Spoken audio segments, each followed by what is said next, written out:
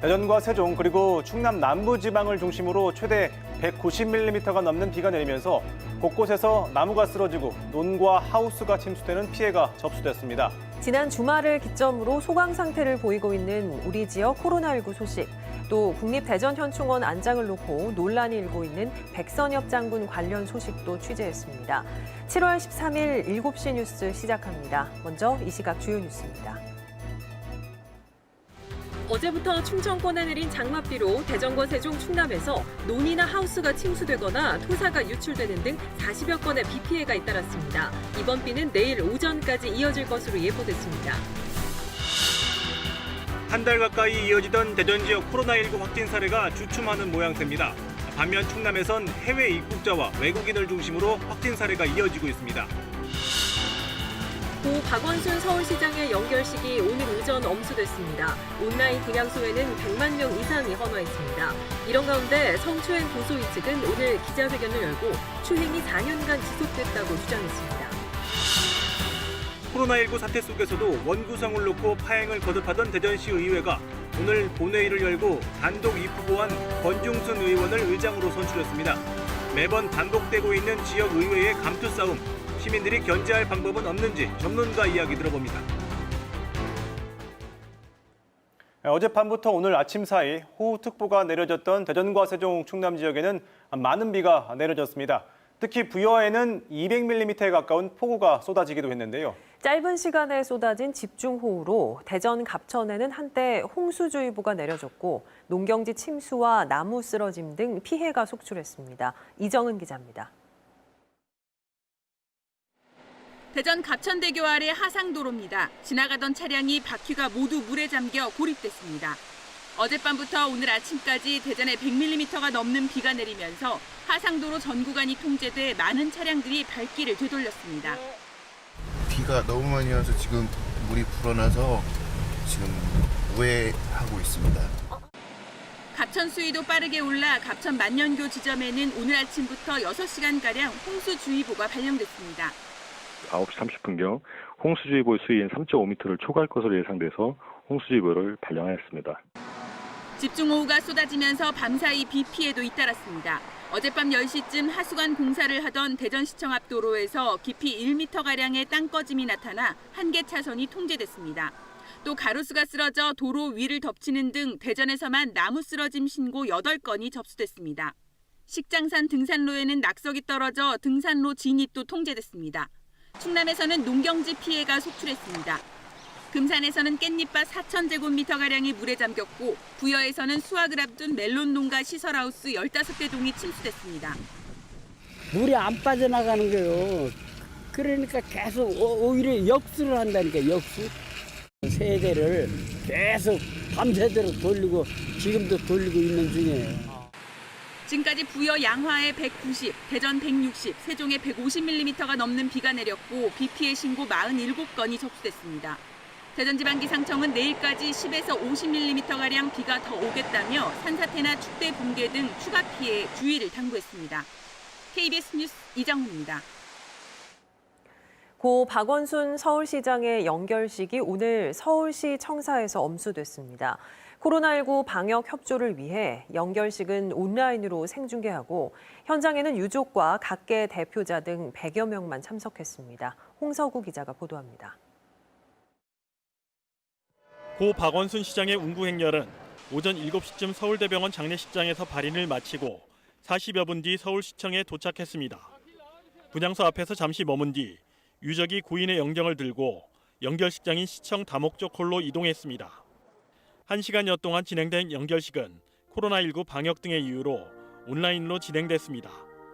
현장 참석 인원은 장례위원회 위원장단과 시도지사, 더불어민주당, 서울시 간부, 시민사회 대표자 등 100여 명으로 제한했습니다. 박 시장의 생전 활동을 담은 영상으로 시작된 연결식은 헌화와 유족의 인사순으로 진행됐습니다. 조사를 맡은 백낙천 교수는 지금은 애도의 시간이라며 한국 시민운동의 1세대였던 박 시장의 지난 날을 되짚었습니다. 참여연대가 그렇게 태어나서 오늘까지도 시민의 힘으로 유지되는 시민단체의 모범이 되었고 고 박 시장은 약 9년 재직했지만 성추행 의혹도 불거져 서울특별시 기관장으로 장례를 치르는 것은 옳지 않다는 여론도 있습니다. 반면 추모의 뜻을 전하는 시민들도 적지 않아 시청 분향소에는 2만여 명이 다녀갔고 온라인 분향소에는 100만 명 이상이 헌화했습니다. 장례위원회 측은 또 유족뿐만이 아니라 피해 호소인에 대한 비난과 압박 등 2차 피해가 없어야 한다고도 밝혔습니다. 고 박 시장은 선영이 있는 경남 창녕에 안장됩니다. KBS 뉴스 홍서구입니다. 한편 고 박원순 시장을 성추행 혐의로 고소한 여성이 오늘 오후 입장을 밝혔습니다. 피해 여성은 힘들다고 울부짖고 싶었다며 그간의 고통을 호소했고 2차 가해 행위에 대한 추가 고소장을 경찰에 제출했다고 밝혔습니다. 보도에 송락규 기자입니다. 박원순 시장을 성추행한 혐의로 고소한 여성 측은 여성단체 등과 함께 기자회견을 열어 위력에 의한 성추행이 4년간 시장 집무실 등에서 이루어졌다고 밝혔습니다. 또 고소 여성이 부서를 옮긴 뒤에도 성추행이 계속됐고 서울시에 도움을 요청했지만 서울시가 이를 묵인했다고 비판했습니다. 특히 고소인 측은 경찰 고소와 동시에 피고소인인 박 시장에게 수사 상황이 전달됐다는 점을 지적했습니다. 그러면서 서울시장의 지위에 있는 사람에게는 본격적인 수사가 시작되기도 전에 증거인멸의 기회를 줬다며 누가 국가 시스템을 믿고 위력에 의한 성폭력 피해 사실을 고소할 수 있겠느냐고 비판했습니다. 고소인은 오늘 여성단체 측이 대독한 서신에서 자신이 겪은 고통과 박 시장에 대한 심경도 밝혔습니다. 안전한 법정에서 그분을 향해 이러지 말라고 소리 지르고 싶었습니다. 힘들다고 울부짖고 싶었습니다. 용서하고 싶었습니다. 오늘 기자회견에 참여한 여성단체들은 어떠한 형태라도 성폭력에 대해 사과와 책임을 져야 한다고 강조했습니다. 또 신상털기 등 2차 가해가 계속되고 있다며 이 같은 가해 행위에 대해 경찰에 추가 고발했다고 밝혔습니다. 고소 여성은 현재 경찰에 의해 신변보호 조치를 받고 있으며 심리치료 상담도 받고 있습니다. 한편 고 박원순 시장 장례위원회 측은 유족들이 온전히 눈물의 시간을 보낼 수 있도록 여성 측에 기자회견을 제고해달라고 요청하기도 했습니다. KBS 뉴스 송락규입니다. 주요 이슈를 골라서 이해하기 쉽게 풀어보는 뉴스픽 시간입니다. 보도국 박연성 기자 나와 있습니다. 자, 박 기자, 오늘 첫 번째 키워드 먼저 볼까요? 네, 오늘의 첫 번째 키워드 엇갈린 평가입니다. 지난 10일 대한민국 국군 최초의 사성장군인 고 백선엽 예비역 대장이 향년 100세의 나이로 별세했죠. 그런데 고인의 유해를 현충원에 안장하는 문제를 놓고 지난 주말 사이 논란이 계속됐습니다. 네. 국립묘지법에 따라 모레 국립대전현충원에 안장이 확정됐는데 이를 두고 대전이 아닌 서울현충원에 모셔야 한다는 주장과 현충원에 묻혀서는 안 된다는 주장이 대립하고 있는 겁니다. 내일과 모레 대전현충원 안장을 반대하는 시민단체의 시위가 예고되면서 논란은 계속될 것으로 보입니다. 네, 박원순 서울시장 장례와도 연결이 되면서 주말 내내 논쟁이 뜨거웠고 또 관련 기사도 쏟아졌습니다. 네. 이 백 장군이 대전현충원에 안장되는 것과 관련해서는 어떤 말들이 나오고 있나요? 네, 먼저 보수 진영이 반발하고 나섰는데요. 이 미래통합당 김종인 비대위원장과 주호영 원내대표는 이 문재인 대통령의 조문을 요구하면서 주 원내대표는 국군의 아버지이자 6.25 전쟁 영웅인 백 장군을 서울현충원에 모시지 못한다면 이게 나라냐라고 말했고요. 김은혜 통합당 대변인은 벼랑 끝의 나라를 지켜낸 백 장군을 12만 6.25 전우들이 있는 서울현충원에 모시지 못하는 것은 시대의 오욕이다라고 말했습니다. 네. 여야 간 전면적인 정치 쟁점화가 되는 것은 아닌가 하는 우려가 나왔는데요. 일단은 이해찬 더불어민주당 대표와 노영민 대통령 비서실장 등이 빈소를 찾아 백 장군의 공적에 대해서는 인정을 했습니다. 정세균 국무총리도 고인을 대전현충원에 잘 모실 계획이라고 말해 일단은 정쟁을 가라앉히며 진화를 하려는 모양새입니다. 하지만 현충원 안장을 반대하는 시민사회단체들은 강력한 반발에 나섰습니다. 25개 독립운동가 단체연합인 항일독립선열선양단체연합은 6.25 공로가 인정된다고 독립군을 토벌한 친일파를 국립현충원에 안장하는 것이 나라다운 나라냐며 항변했고요. 군인권센터 역시 성명을 내고 현충원 안장 백지화를 요구했습니다. 내일과 모레 대전 현충원에서는 시민단체들의 백장군 안장 반대 기자회견과 시위가 이어질 예정입니다. 네, 유족들은 이 대전 현충원 안장에 만족한다는 입장인 걸로 알려져 있는데 이렇게 논란이 있다는 건 역시나 고인에 대한 평가가 생전 활동에 대한 평가가 엇갈린다는 그런 이유겠죠. 네, 그렇습니다. 고 백선엽 장군을 두고는 크게 두 가지 평가가 존재하죠. 친일 반민족 행위자냐, 6.25 전쟁 영웅이냐 하는 건데요. 그야말로 극과 극의 평가입니다. 이해를 돕기 위해 짤막하게 설명드리겠습니다. 먼저 친일 반민족 행위자 평가인데요. 이 백 장군은 광복 이전 일본 간도 특설대에 복무했던 이력 때문에 줄곧 친일파 꼬리표가 붙어 다녔죠. 실제 백 장군이 1983년 출간한 대게릴라전 미국은 왜 졌는가라는 책에는 간도 특설대 활동을 인정하는 문장들이 남아 있습니다. 특히 독립을 위해 싸우는 한국인을 한국인이 토벌하는 EJ에 빠졌다든지 동포에게 총을 겨눈 것은 사실이었고 비판을 받더라도 어쩔 수 없다 같은 내용들이 포함되어 있는 거죠. 결국 지난 2009년 친일 반민족 행위자 명단에 포함되면서 지울 수 없는 오명을 남겼습니다. 그렇다고 6.25 전쟁 영웅이 아니냐? 그건 또 아닙니다. 이 백 장군은 한국 최초의 사성 장군이자 육군 참모총장을 지낸 군의 대표 인물이죠. 1950년 4월 제1사단장으로 취임한 뒤 낙동강지구 전선의 다부동 전투에서 북한군의 대승을 거둬 반격의 기반을 놓고 같은 해 10월에는 전투에 앞장서 평양을 탈환하기도 했습니다. 백 장군을 국군의 아버지라고 표현하는 이유이기도 합니다. 결국 두 가지 역사적 사실을 놓고 어느 쪽에 무게를 두냐의 문제인 거죠. 그렇기 때문에 두 논쟁에 대한 해답을 찾기가 더 어려운 것 같기도 합니다. 네, 고 백선엽 장군의 현충원 안장과 관련해서 엇갈린 평가를 키워드로 이야기 나눠봤고요. 두 번째 키워드는 뭔가요? 네, 두 번째 키워드 역시 엇갈린 평가입니다. 네. 바로 고종수 전 대전시티즌 감독의 얘기인데요. 내일 첫 공판을 앞두고 있는데 역시 평가가 극명하게 엇갈립니다. 고 전 감독은 지난 2018년 12월 선수를 선발하는 과정에서 김종천 전 대전시의회 의장의 지인 아들을 합격시켰다는 이유로 기소가 됐는데요. 당시 김 의장은 선수단 예산 부족분을 추경 예산으로 편성해주겠다며 합격을 부탁한 혐의를 받고 있습니다. 검찰은 김 의장이 그 대가로 지인으로부터 양주 등 7만 원 상당을 대접받은 것으로 보고 있고 고 전 감독은 구단의 업무를 방해한 혐의로 법정에 서게 된 겁니다. 하지만 검찰과 달리 상당수의 축구 팬들은 고 전 감독을 대변하는 모양새입니다. 일단 축구라는 종목 자체가 정량 평가를 할 수 없는 종목이기 때문에 이 선수 선발은 감독 고유의 권한이라는 주장이 있고 만약 비리가 사실이라 하더라도 개인적으로 받은 혜택도 없이 팀을 위해 한 행동이기 때문에 억울한 측면이 있다는 의견이 많습니다. 김 의장이 받았다는 7만 원의 접대도 그 금액을 두고 무리한 기소가 아니냐는 논란이 일기도 하는데요. 내일 첫 공판에서 어떤 공방이 오갈지 관심이 모아지고 있습니다. 지금까지 뉴스 픽이었습니다.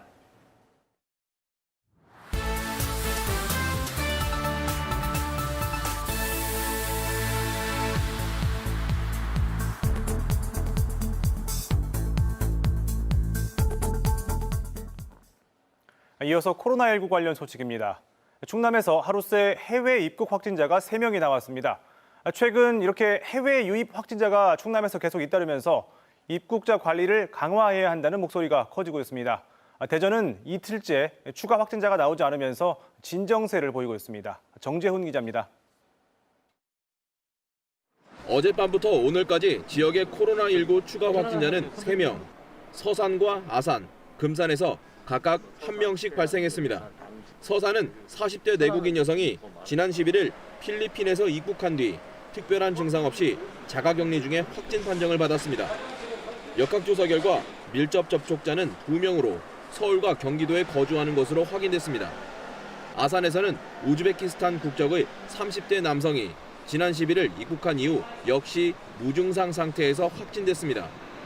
금산에서는 지난달 29일 입국한 카자흐스탄 국적의 40대 여성이 검역소에서 음성 판정을 받고 자가격리 도중 재검사한 결과 다시 양성 판정을 받았습니다.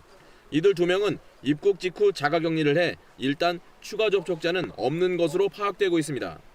특히 충남 지역에선 최근 일주일간 발생한 확진 환자 12명 가운데 11명이 외국인으로 이 중 9명은 해외 입국자여서 해외 입국자들에 대한 철저한 관리 감독의 필요성이 커지고 있습니다. 충청남도와 각 시군들도 해외 입국자의 확진 사례가 계속 잇따르자 이들의 진단 검사와 자가격리 등을 강화하기로 했습니다. 모든 무증상 해외 입국자에 대해 코로나19 검사를 실시하고 있으며 14일간 철저하게 자가격리를 실시하고 있습니다. 대전은 어제에 이어 오늘 이틀째 확진자가 나오지 않으면서 진정세를 보이고 있습니다. 하지만 여전히 깜깜이 확진자로 인한 생활 속 N차 감염 우려는 여전히 남아있어 개인 방역 수칙 준수가 중요한 상황입니다. 이로써 지난달 15일 집단 감염 발생 이후 대전과 세종, 충남 지역 확진자는 모두 148명으로 늘었습니다. KBS 뉴스 정재훈입니다. 전국 상황도 비슷합니다. 국내 코로나19 신규 확진자가 닷새 만에 60명대로 늘었는데 그중 43명이 해외 유입 사례였습니다. 해외 유입 확진자가 40명대로 증가한 건 3개월 만인데 정부는 해외 입국자에 대한 방역 관리를 강화하겠다고 밝혔습니다. 지역사회 감염은 수도권과 광주에 집중됐습니다. 이 소식은 김민지 기자가 전해드립니다. 어제 하루 국내 신규 확진자 62명 가운데 해외 유입 사례는 43명입니다. 검역 단계에서 18명이 확인됐고 입국 후 지역사회에서 자가격리 중에 25명이 확인됐습니다. 해외 유입 사례는 꾸준히 증가해 최근 2주간 지역사회 감염보다 더 많은 비중을 차지했습니다. 정부는 해외 유입 환자의 지역사회 전파 가능성은 거의 없다는 입장이지만 방역과 의료 체계에 부담이 생길 수밖에 없습니다. 이에 정부는 오늘부터 항만을 통해 입국하는 모든 외국인 선원은 임시 생활시설에서 14일간 의무적으로 시설 격리를 하도록 했습니다. 이는 지난달 이후 선원 교대 목적의 입국자 중 확진 환자가 다수 발생하고 있음에 따른 조치입니다. 또 방역 강화 대상 국가에서 입국하는 모든 외국인은 오늘부터 입국 시 출발일 기준으로 48시간 이내에 발급된 음성 확인서도 의무적으로 제출해야 합니다. 지역사회에서는 집단 감염의 여파가 이어지고 있습니다. 오늘 12시 기준 광주 방문 판매 모임 관련 확진자는 5명 추가돼 총 140명으로 늘었습니다. 배드민턴 동호회와 교회, 휴대폰 매장 등이 주요 감염원이었습니다. 경기도 광명의 내과의원에서는 투석 치료를 받은 환자가 확진된 이후 다른 환자 2명 등 4명이 추가로 확진됐습니다.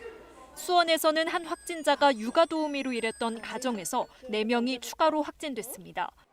이 중 2명은 어린이집에 다니고 있어 해당 어린이집 교직원과 다른 원아들에 대한 진단검사도 진행 중입니다. 서울에서는 해외 유입 3명을 제외하곤 10명의 지역사회 감염자가 발생했습니다. 특히 관악구 음식점에서 있었던 소모임과 관련해 2명이 추가로 확진됐습니다. 해당 모임에 참석했다 확진된 사람은 지금까지 4명으로 서울시는 CCTV 확인 등을 통해 추가 접촉자를 파악하고 있습니다. KBS 뉴스 김민지입니다. 네, 이런 코로나19 감염증이 번지고 있는 현재 상황을 악용한 범죄가 잇따르고 있습니다. 구속을 피하려고 코로나19 의심 증세가 있다고 거짓말을 해서 법정이 폐쇄되거나 확진자라면서 식당에서 난동을 피우는 사례도 있었습니다. 성룡희 기자가 보도합니다. 지난 5월 15일 하루 동안 폐쇄됐던 법정입니다. 당시 이곳에서 30살 A씨가 절도 혐의로 법정 구속됐는데 교도소 문진 과정에서 닷새 전 서울 이태원을 방문했고 코로나19 의심 증세가 나타났다고 밝혔기 때문입니다. 이태원발 집단 감염이 전국으로 확산하던 상황. A씨는 구속 집행정지를 받고 석방됐고 해당 법정은 일시 폐쇄됐습니다. 진행 중이던 재판을 중단을 하고 법정 안에 있던 모든 사람들을 귀가 조치를 시켰습니다. 그리고 방역업체를 불러서 청사 전체의 방역 소독을 완료하였습니다. 그러나 이후 A씨가 코로나19 검사에서 2차례 음성 판정이 나오자 검찰이 A씨의 휴대전화를 분석했고 이태원을 방문하지 않은 사실이 드러났습니다. 거짓말로 잠시 구속을 피했던 A씨는 재수감됐고 결국 위계에 의한 고무집행 방해 혐의까지 더해졌습니다. 지난 2월에는 20대 남성이 대전 중구의 한 음식점에서 자신이 코로나19 환자라며 난동을 피워 손님들이 대피하는 소동이 벌어졌습니다. 또 폐 마스크에 귀에 거는 끈만 새 것으로 바꿔달아 마스크 4,500개를 유통한 60대가 검거되기도 했습니다. 지금까지 대전과 세종, 충남에서 집계된 코로나19 관련 사범은 모두 62명. 대전지검은 코로나19 범죄 140여 건을 추가 수사하고 있다며 국가적 위기 상황을 악용한 범죄에 엄정 대응하겠다고 밝혔습니다. KBS 뉴스 성룡입니다. 21대 국회가 40일 넘게 개원식도 못하면서 최장기 지각개원 기록을 세우고 있습니다. 공수처 출범과 부동산 대책 후속 법안, 그리고 각종 청문회까지 7월 국회 현안이 쌓여 있지만 여야 협상 줄다리기 속에 국회 일정은 여전히 안개 속입니다. 정하연 기자가 보도합니다. 국회 개원식이 미뤄진 지 40여일. 87년 민주화 이후 최장기 지각개원입니다. 개원식을 포함한 7월 국회 일정을 논의하기 위해 다시 만난 여야는 반성과 각오로 말문을 열었지만 합의에 이르지 못했습니다. 명령을 수행하고자 노력을 했으나 여야가 원활히 국회를 구성하지 못한 부분에 관해서 송구스럽게 생각하고 협상을 통해 가지고 국민들을 위해서 일할 수 있는 제 할 일 할 수 있는 그런 국회의 역할을 할 수 있도록 하겠습니다. 민주당은 의사일정 합의를 재촉하고 있습니다. 법으로 정해진 공수처 출범일이 모레인데다 70 부동산 대책 후속 법안 처리가 시급한 과제입니다. 부동산 세법 개정안과 임대차 3법을 지난주에 발의했습니다. 민주당은 이들 법안을 7월 국회 최우선 민생 현안 과제로 정하고 반드시 입법을 완료하겠습니다. 통일부 장관, 국정원장 등 인사청문회도 줄줄이 예고돼 있습니다. 통합당은 쉽게 따라갈 수 없다는 입장입니다. 15일 개원식을 하자는 민주당의 제안을 고 백선엽 장군 장례 일정을 이유로 거부한 가운데 사모펀드 진상파, 추미애 법무장관 입장문 유출 등 각종 의혹을 제기하며 일부 쟁점에 대해선 국정조사를 요구하고 있습니다. 본연의 일은 정권을 옹호하는 것이 아니라 정권을 견제하고 비판하는 일입니다. 제발 일하는 국회가 될 수 있도록 민주당의 각성과 태도 변화를 촉구합니다. 통합당은 경찰청장 인사청문회에서 박원순 시장 성추행 의혹의 사실관계를 확인하겠다고 밝혔습니다. KBS 뉴스 정하연입니다. 제8대 대전시 의회 후반기를 이끌어갈 의정단이 우여곡절 끝에 오늘 선출됐습니다. 단독 입후보한 권중순 시의원이 네 번째 투표 끝에 겨우 당선이 됐는데요. 매번 감투 싸움으로 반복되는 의장단 선출 파행을 놓고 지방의회 책임론과 무용론 같은 비판도 커지고 있습니다. 조정화 기자의 보도입니다. 원구성 파행을 빚은 대전시의회가 재선거를 치른 끝에 가까스로 의장을 선출했습니다. 당선자는 단독 입후보한 3선 의원인 권중순 의원. 권중순 의원님이 의장에 당선되었음을 선포합니다. 재선거, 그것도 1차 투표 부결 뒤 또다시 2차 투표까지 한 끝에 22표 가운데 12표를 얻어 겨우 과반수를 넘겨 당선됐습니다. 권 의원은 지난 3일 열린 의장 선거에서 민주당 의원 간 내분으로 무효표를 11표나 얻으며 두 차례 과반 투표에 실패한 뒤 의원직 사퇴를 선언했지만 닷새 만에 사퇴를 철회하고 의장 후보로 재등록해 결국 당선됐습니다. 늦었지만 저희 대전시 의원 22명은 똘똘 뭉쳐서 의원님들의 능력을 최대한 발휘해서 대전시 발전을 위해서 정말 열심히 일하겠습니다. 3명의 후보가 치열한 경쟁을 벌였던 제1부의장에는 민태권 의원이 선출됐고 제2부의장에는 조성칠 의원이 과반 득표에 성공해 당선됐습니다. 우여곡절 끝에 의장단 선출은 마무리됐지만 같은 당 내에서조차 감투 싸움을 하는 시의원들에 대한 시민들의 시선은 고울리 만무합니다. 반복되는 파행에 대한 근본 대책을 세워야 한다는 입장입니다. 지금까지 의장이랑 부의장 선거는 이제 무기명 투표가 이제 원칙으로 되어 있는데 그게 아니라 이걸 기명 투표로 좀 이제 변경을 해서 의원들도 어떻게 이제 투표를 했는지 확인을 하고. 이런 가운데 대전시의회가 오는 15일 상임위원장 4명을 선출할 예정인 가운데 또다시 자리 싸움에만 골몰하는 것 아니냐는 우려가 나오고 있습니다. KBS 뉴스 조정화입니다. 네, 보신 것처럼 대전시 의회가 우여곡절 끝에 8대 후반기 의장 선출을 마무리 졌는데 이번에도 어김없이 반복된 그 볼썽사나운 감투 싸움, 그러니까 밥그릇 싸움에 의회를 바라보는 시민들이 곱지 않습니다. 그래서 집중 인터뷰를 준비했는데요. 원구환 한남대 행정학과 교수와 관련 내용 좀 더 자세하게 얘기 나눠보겠습니다. 네, 교수님 어서 오세요. 네, 안녕하세요. 네, 교수님. 돌고 돌아서 결국 민주당이 권중순 의원을 후반기 의장으로 선출을 했어요. 네. 2차 투표 만에 과반 득표에 성공한 셈인데 과정이 순탄치 않았단 말이죠. 이런 과정을 놓고서 일부에서는 학교에서 반장 선거도 이렇게 하진 않겠다라는 비판도 나오고 있는데 일련의 과정 어떻게 지켜보셨습니까? 네, 뭐 우여곡절 끝에 이제 의장이 선출되긴 했습니다만은 투표만 4번을 하는 네. 그런 과정을 겪었죠. 또 전체적인 이제 득표 수도 보면 과반수의 득표를 간신히 넘어서는 그렇죠. 4차 투표만의 그런 현상이기 때문에 전체적인 운영이라든가 투표적인 측면에서 보면 이렇게 바람직하지 못했고요. 전체적으로 과정적인 측면에서 여러 가지 같은 민주당끼리 다툼을 하는 모습들은 실질적으로 2018년에 우리가 그 의회에 권한을 줬던 그 민의를 왜곡하는 그런 형태가 아닌가라는 생각이 좀 들고 그러한 부분들을 지방의원들이 제대로 반영하지 못한 그런 측면이 있다라는 생각이 좀 듭니다.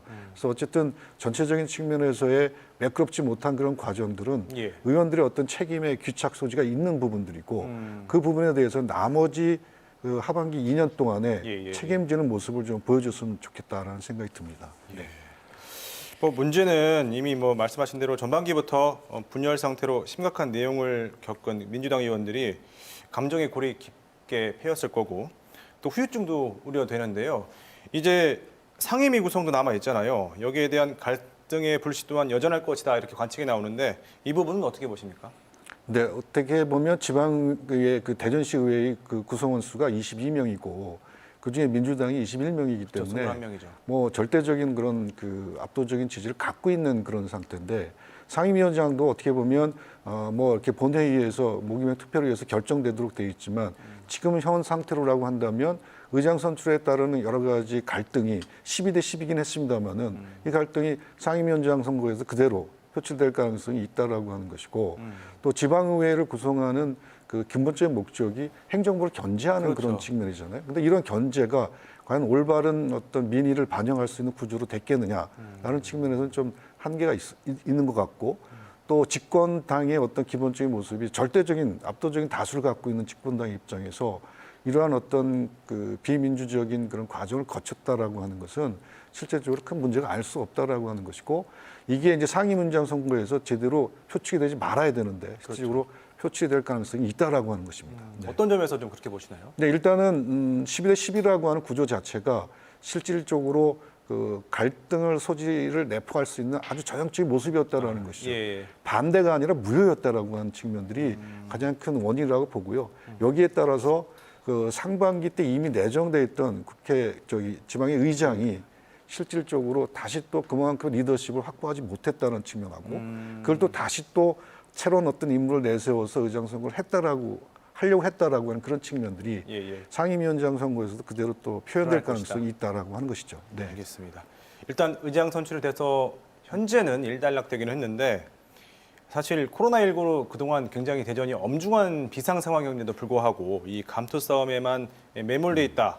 그래서 이제 파행을 초래한 이 책임을 누군가는 져야 되겠다라는 이제 얘기가 나오고 있는데 교수님께서는 이 근본적인 책임 누구한테 있다고 보십니까? 뭐 일단은 그 뭐 의원 개개인들에 대한 측면도 있습니다만은 집권당으로서의 책임 의식이 굉장히 미약했다라고 하는 측면이거든요.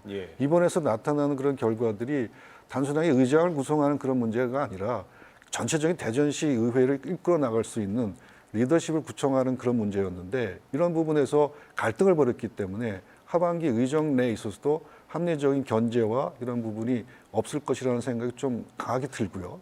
문제점. 그다음에 책임적인 측면에서 본다면 정당적인 측면에서의 요소와 개인적인 측면의 요소들이 동시에 고려돼야 되지 않겠나라는 생각이 듭니다. 네.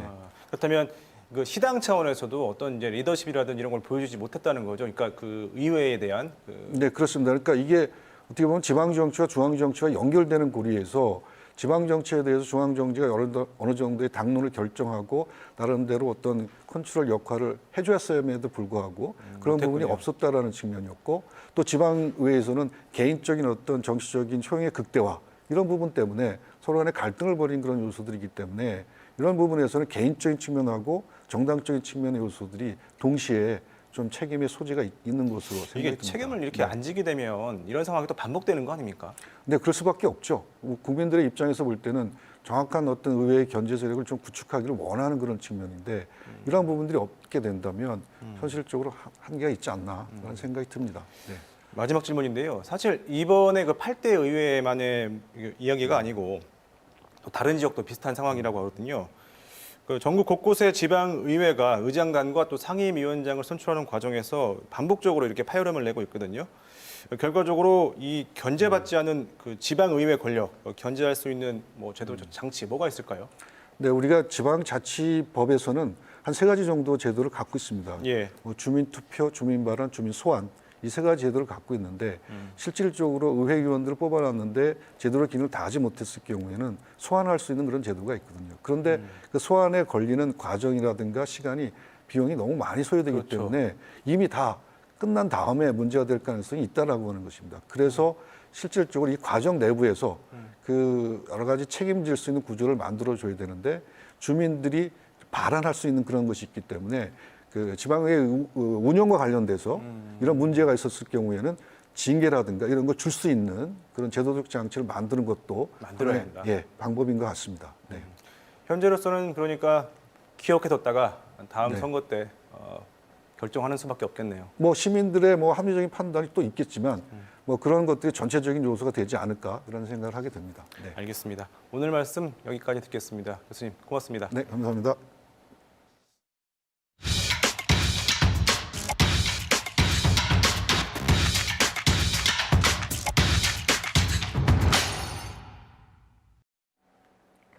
정부의 6.17 부동산 대책 이후 천안에서는 한 아파트 시행사가 3.3제곱미터당 1,400만 원의 분양가를 천안시에 승인 요청해 고분양가 논란이 일었는데요. 천안시가 분양가 인하를 권고한 데 이어 시의회와 시민단체가 토론회를 열어 시행사를 압박하고 나섰습니다. 보도에 최선중 기자입니다. 천안에서 역대 최고 분양가 논란을 불러온 한 아파트 단지 예정지. 2023년 준공을 목표로 터파기 공사를 준비하고 있습니다. 이 아파트 시행사가 제시한 분양가는 3.3제곱미터당 1,400만 원. 같은 성성지군의 다른 아파트 분양가보다 30%나 비쌉니다. 천안시는 분양가를 300만 원가량 낮출 것을 일주일 전에 통보했습니다. 최종적으로 분양 가격을 산정을 하였고요. 그리고 아직까지는 지금 사업 주체에서는 이거에 대한 어떤 서류 제출이라든지 이런 게 없습니다. 하지만 시행사에서 아무런 답변이 없자 천안시 의회와 시민단체가 함께 분양가 인하를 촉구하는 토론회를 열었습니다. 입주자 공모가 시작되면 다른 아파트들도 잇따라 분양가를 높일 거라며 강력한 행정 조치가 필요하다는 의견이 모아졌습니다. 천안시가 미분양 관리 지역에서 해제되면서 추후에 고분양에 대한 경쟁적으로 인상이 예상되고 있습니다. 한 시민단체는 천안시가 제시한 1,100만 원대 분양가도 높다며 천안시가 원가 분석을 통해 더 낮춰야 한다고 주장했습니다. 짓지도 않고 파는 아파트를 지자체에서 그것들의 많은 정보를 활용해서 적정한 분양가인지를 봐주시는 역할마저 안 하신다면 하지만 이 아파트는 민간 택지 개발 사업으로 지어져 현행법으로는 분양가 인하를 강제하기 어려운 상황. 천안시 의회는 시행사 측이 선건축 후 분양 방식으로 고분양가를 유지할 가능성이 있다며 조례 제정을 통해 분양가를 억제하는 방안을 검토하고 있습니다. KBS 뉴스 최선중입니다. 토트넘의 손흥민이 5개월 만에 반가운 골 소식을 전해왔습니다. 강호 아스널과의 북런던 더비에서 골과 도움을 1개씩 기록하며 짜릿한 역전승의 주인공이 됐습니다. 김기범 기자입니다. 아스널 라카제트의 중거리 슛에 선제골을 얻어맞은 토트넘. 위기의 토트넘을 구한 해결사는 손흥민이었습니다. 전반 19분 상대 수비의 패스 실수를 놓치지 않고 파고들었습니다. 리그 10번째 골을 완성한 순간이었습니다. 시즌 전체로는 17호 골. 세계 최고 수비수로 꼽히는 다비드 루이스를 힘과 스피드로 제쳤고 골키퍼를 넘기는 기술적인 슛이 돋보였습니다. 손흥민의 활약은 여기서 그치지 않았습니다. 후반 36분 코너킥 키커로 나서 알더베이럴트의 역전골을 이끌어냈습니다. 도움까지 10개를 채워 자신의 리그 첫 10골, 도움 10개를 완성했습니다. 손흥민은 후반 막판 중앙선 부근에서 폭발적인 드리블 뒤 회심의 슛을 날렸지만 아쉽게 막혔습니다. 한 골, 도움 1개의 눈부신 활약으로 손흥민은 경기 최우수 선수로 뽑혔습니다.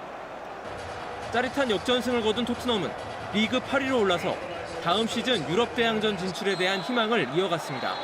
KBS 뉴스 김기범입니다. 충청남도와 충남 15개 시군이 가로림만 해양정원 조성 사업의 예비 타당성 조사 통과를 정부에 공동 건의했습니다.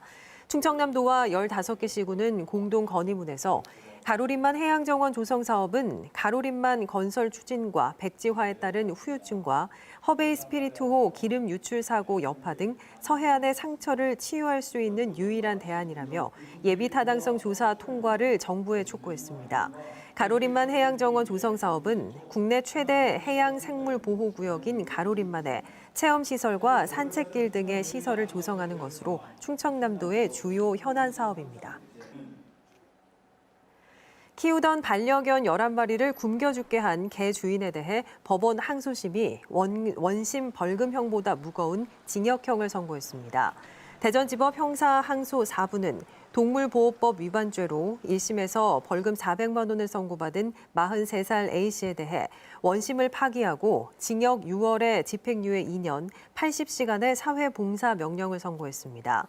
A씨는 지난 2018년 12월 천안의 한 원룸에서 키우던 반려견들에게 3주간 사료와 물을 주지 않아 11마리를 죽게 한 혐의로 기소됐습니다. 한국철도가 여름 휴가철을 맞아 오는 20일부터 다음 달 10일까지 KTX 동반석을 최대 70%까지 할인합니다. KTX 동반석은 가족이나 친구 등 소규모 여행객을 위한 4인 묶음 좌석으로 특별 할인이 적용된 KTX 동반석은 오는 14일 오후 2시부터 한국철도 홈페이지와 스마트폰 앱 코레일톡에서 판매합니다.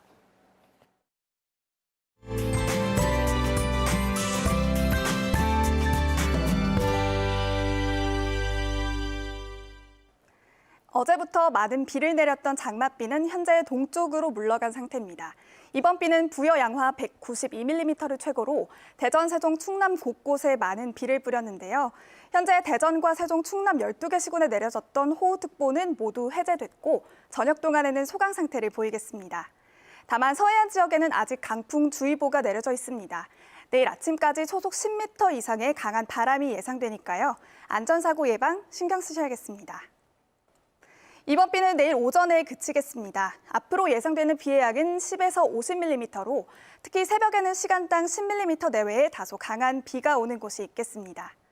비가 오면서 내일 아침 최저기온은 18도에서 21도로 예상되고요. 낮 기온도 크게 오르지 못하겠습니다. 최고기온 21도에서 24도로 대부분 지역이 25도 아래 머물겠습니다.